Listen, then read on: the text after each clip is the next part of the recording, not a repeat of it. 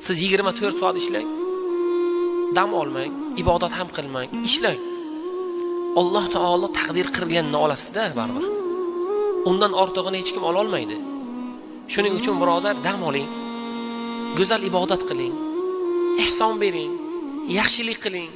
Birodarlaringizga bir narsa ulashing. To'g'ri so'z bo'ling, shirin so'z bo'ling. Inshaalloh zikr va tasbihda bardavom bo'ling. Rizqni beruvchi Razzoq Alloh. Rizqni ko'paytirish yo'li ibodat. Rizqni ko'paytirish yo'li duo. Rizqni ko'paytirish yo'li ihson. Birodar, ko'p mashaqqatli ish emas.